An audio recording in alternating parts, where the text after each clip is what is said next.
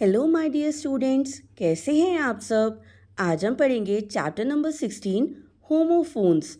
बच्चों, English language एक complex language है जिसमें कई सारे वर्ड्स ऐसे होते हैं जिनका प्रोनाउंसिएशन अपने स्पेलिंग से डिफरेंट होता है। ऐसे वर्ड्स को हम कहते हैं होमोफोन्स। इस सेक्शन में बच्चों हम कुछ ऐसे वर्ड्स पढ़ेंगे जिनके साउंड सिमिलर होती है लेकिन उनका मीनिंग डिफरेंट होता है। Number 1, our and hour. बच्चों, एक आर होता है जिसमें एच यूज होता है लेकिन उसका एच साइलेंट होता है। चलिए इनके यूजेज समझते हैं। Number 1 sentence, we will be visiting dash grand parents this Sunday. तो बच्चों, हम अपने ग्रैंड पेरेंट्स को इस संडे विजिट करेंगे। तो जब हम किसी चीज़ को हमारे लिए बताते हैं तो हम यूज़ करते हैं OUR। और second sentence, it takes us dash to reach their house. HOUR use करेंगे इसमें और इसकी प्रोनाउंसिएशन भी होती है आर।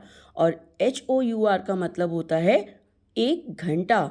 तो बच्चों, हमें घर पहुंचने में अभी 1 घंटा लगेगा। Number 2, brake and break. बच्चों, BRAKE ब्रेक होता है जो हम व्हीकल में अप्लाई करते हैं अपनी व्हीकल को रोकने के लिए। और BREAK होता है ब्रेक, मतलब किसी चीज़ से रेस्ट लेना। चलिए सेंटेंस में देखते हैं। We have been working since morning, we need to take a dash and rest for some time. तो बच्चों, जब किसी चीज़ की कंटिन्यूटी को तोड़ा जाता है तो उसके लिए हम यूज़ करते हैं BREAK ब्रेक को। तो हम मॉर्निंग से काम कर रहे हैं इसलिए हमें एक ब्रेक की ज़रूरत है और थोड़ी देर रेस्ट करना है। हम इसमें यूज़ करेंगे BREAK break. Next sentence, all of a sudden a cat ran out on the road and Ravi had to put his foot on the dash so that he would not hit the cat। बच्चों, एकदम से रवि ने अपने किसको apply किया ताकि वो cat को बचा सके। ये है BRAKE ब्रेक जो हमारे व्हीकल्स में होता है। तो रवि ने अपने ब्रेक्स को अप्लाई किया ताकि वो अपना व्हीकल को बचा सके कैट को हिट करने से। चलिए अब देखते हैं नंबर 3, KNOW नो। और सेकंड है वर्ड NO नो। तो बच्चों, KNOW नो का मतलब होता है किसी चीज़ को जानना और NOW नो मतलब जब हम किसी चीज़ को मना करते हैं। नहीं के लिए हम NO नो को यूज़ करते हैं। First sentence, do you dash how to swim. क्या तुम्हें स्विमिंग आती है। तो किसी चीज़ को जानने के लिए हम यूज़ करेंगे KNOW know. Do you know how to swim. Next sentence, we could not eat ice cream as we had dash money left। हम लोग आइसक्रीम नहीं खा पाए क्योंकि हमारे पास पैसे नहीं थे। तो यहाँ पर हम यूज़ करेंगे word NO no. Number 4, FOR4 तो बच्चों, FOR4 होता है जब हम किसी चीज़ के लिए यूज़ करते हैं। जैसे I have gone to doctor for medicine. और FOUR4 होता है जब हम 4 काउंटिंग को रिप्रेजेंट करते हैं। We are dash members in a team. तो यहाँ पर हम मेंबर्स को बता रहे हैं टीम में कितने मेंबर्स हैं, तो हम यूज़ करेंगे FOUR4।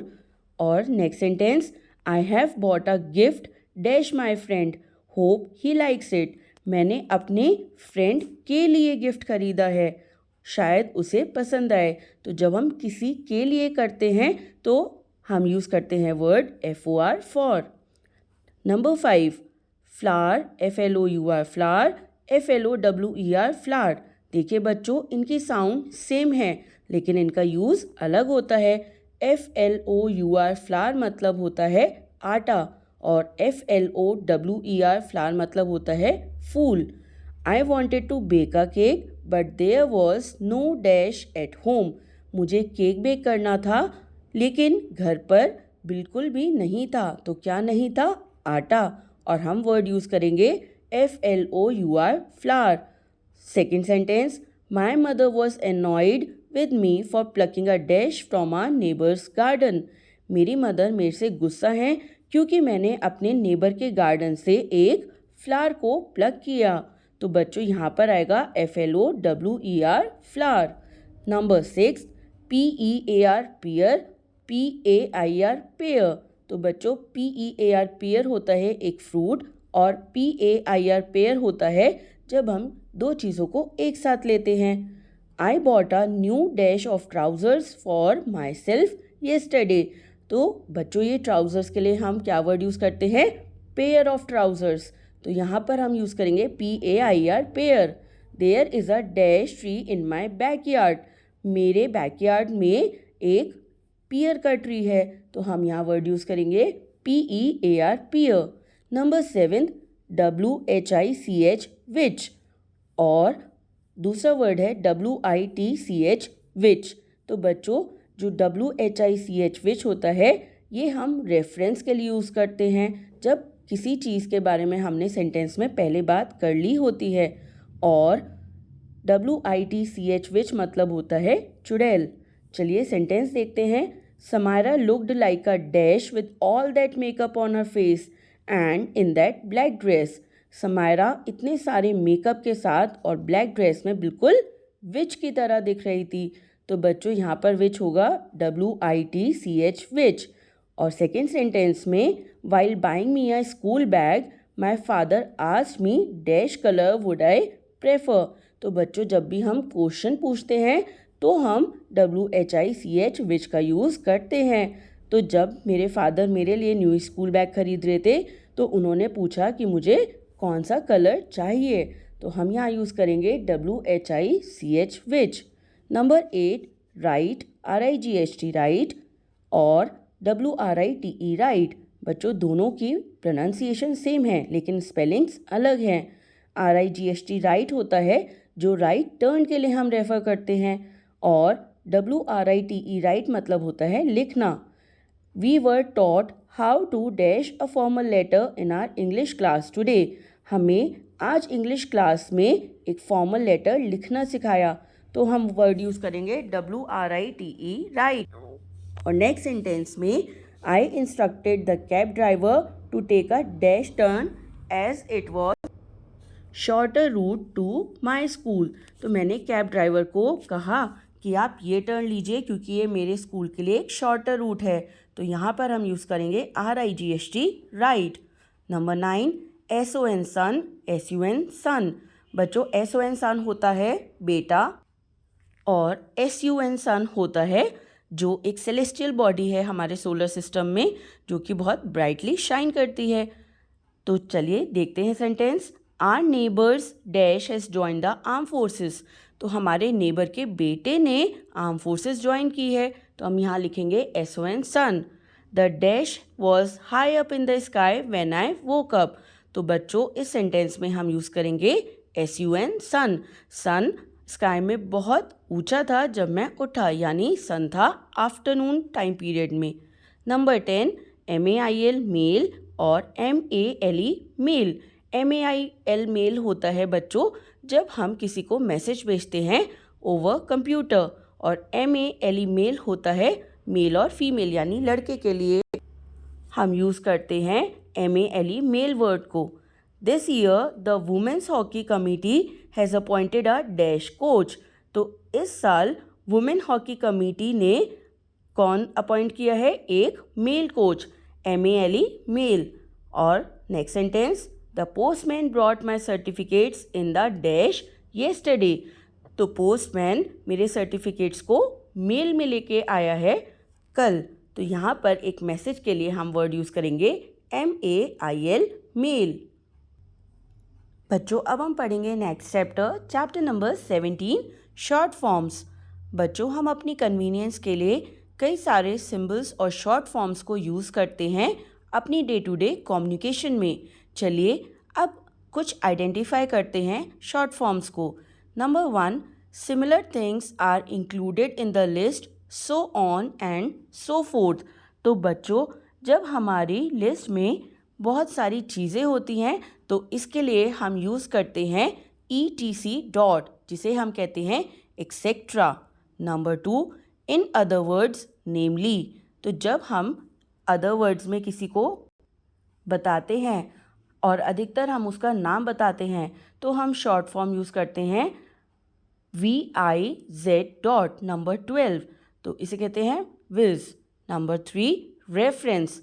बच्चों, रेफरेंस के लिए हम यूज़ करते हैं REF. और इसे रेफरेंस के लिए शॉर्ट फॉर्म में यूज़ किया जाता है. तो नंबर 3 की मैचिंग करेंगे हम 11 के साथ. Number 4, greater than, larger than. बच्चों ग्रेटर देन और लार्जर देन के लिए हम सिंबल्स को यूज़ करते हैं और ये सिंबल है नंबर 9. चलिए अब पढ़ते हैं number 5, as soon as possible. तो बच्चों, जब हमें किसी को शॉर्ट में लिखना होता है कि वो काम इसे जल्द से जल्द करे तो हम लिखते हैं capital ASAP. ASAP short form होती है एज सून एज पॉसिबल के लिए.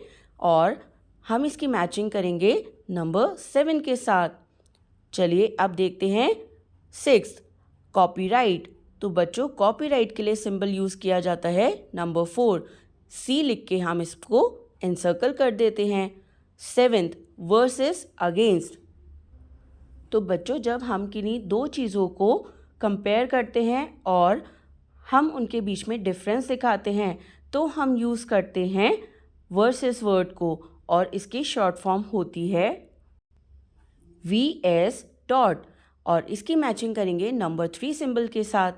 चलिए अब पढ़ते हैं 8, देयरफॉर.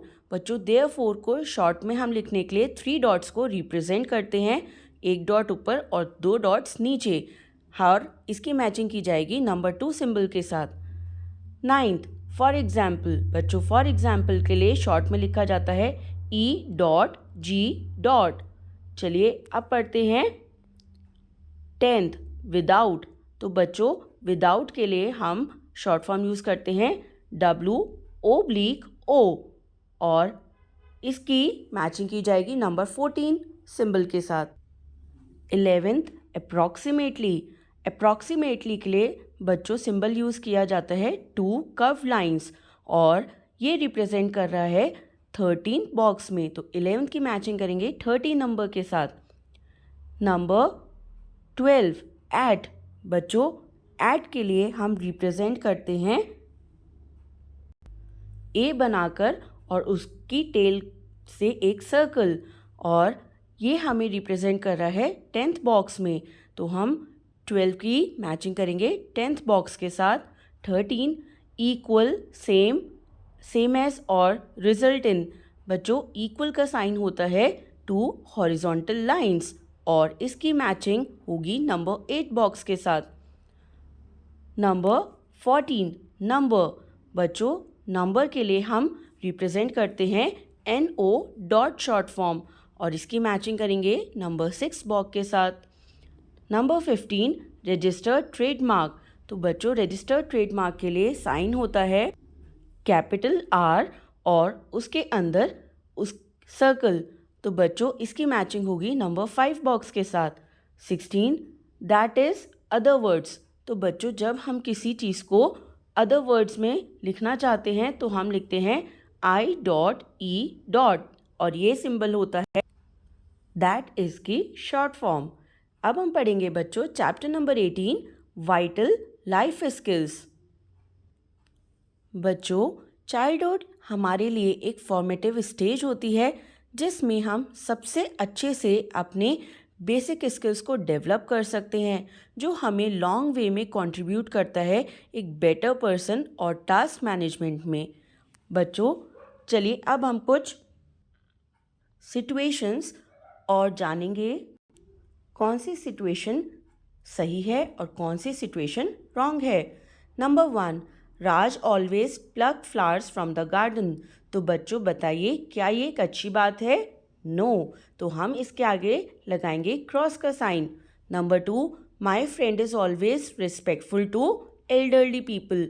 मेरा फ्रेंड एल्डरली पीपल को हमेशा रेस्पेक्ट पे करता है. तो बताइए बच्चों कि क्या ये एक अच्छी बात है या गलत? तो यस, ये एक गुड हैबिट है. तो हम इसके आगे लगाएंगे टिक यानी correct answer. Number 3, Shalini has switched on the gas stove when there was no one at home. तो बच्चों शालिनी ने गैस स्टोव को स्विच ऑन किया जब घर पर कोई भी नहीं था. क्या ये एक अच्छी बात है बच्चों? नो. तो हम इसके आगे लगाएंगे cross sign. Number 4, Rajan always picks up any garbage lying around and throws it in the trash bin. राजन कोई भी गार्बेज अगर ग्राउंड पर होता है तो उसे पिक करके ट्रैश बिन में डाल देता है. बच्चों क्या ये गुड हैबिट है? Yes. Number 5, Seema always ask me before borrowing my stationery. Seema मेरी स्टेशनरी यानी मेरी पेन पेंसिल ये होती है हमारी स्टेशनरी और इसे बोरो करने से पहले हमेशा मुझसे परमिशन लेती है, पूछती है. तो बच्चों बताइए क्या ये एक बेसिक लाइफ स्किल है या नहीं? यस, ये हमारी एक बेसिक लाइफ स्किल होनी चाहिए कि जब भी हम किसी से कुछ बोरो करें तो हमें पहले उससे पूछना चाहिए, उसकी परमिशन लेनी चाहिए. तो ये स्टेटमेंट है हमारी correct. Number 6, I saw a little boy stick out his hand from the window of a moving बस. मैंने एक बच्चे को देखा जिसने विंडो से बाहर अपना हाथ निकाल रखा था जब उसकी बस मूविंग कंडीशन में थी. तो बच्चों क्या एक अच्छी बात है ये? नो. तो इसके आगे हम लगाएंगे क्रॉस का sign. Number 7, I showed my answer sheet to my friend Satish during the exam when the teacher was not looking. मैंने अपने फ्रेंड सतीश को अपनी एग्ज़ाम शीट दिखाई जब टीचर हमें नहीं देख रही थी. तो बच्चों इसे हम क्या कहते हैं? चीटिंग. तो क्या चीटिंग अच्छी बात है? नो, ये एक गलत बात है और इसके लिए हम इस स्टेटमेंट के आगे लगाएंगे क्रॉस का sign. Number 8, a stranger offered Raju a chocolate but Raju refuse to take it. एक स्ट्रेंजर ने राजू को चॉकलेट दी लेकिन राजू ने उस चॉकलेट को लेने से मना कर दिया. तो बताइए बच्चों क्या ये सही बात है या गलत? यस, ये एक सही बात है क्योंकि हमें कभी भी स्ट्रेंजर से कुछ भी चीज़ नहीं लेनी चाहिए. तो इसके लिए हम इस स्टेटमेंट के आगे लगाएंगे एक करेक्ट का sign. Number 9, my parents always tell me to walk on the footpath. बच्चों पेरेंट्स हमें हमेशा फुटपाथ पे चलने के लिए कहते हैं. क्या ये एक सही बात है? Yes. Number 10, Prateek was throwing stones at the street dogs. तो बच्चों क्या स्ट्रीट डॉग्स पे स्टोन को थ्रो करना एक गुड बात है? नो, ये एक बैड थिंग है. तो हमें ऐसा नहीं करना चाहिए. तो इसके लिए हम इस स्टेटमेंट के आगे लगाएंगे क्रॉस का sign. I hope you enjoyed these lessons. Thank you.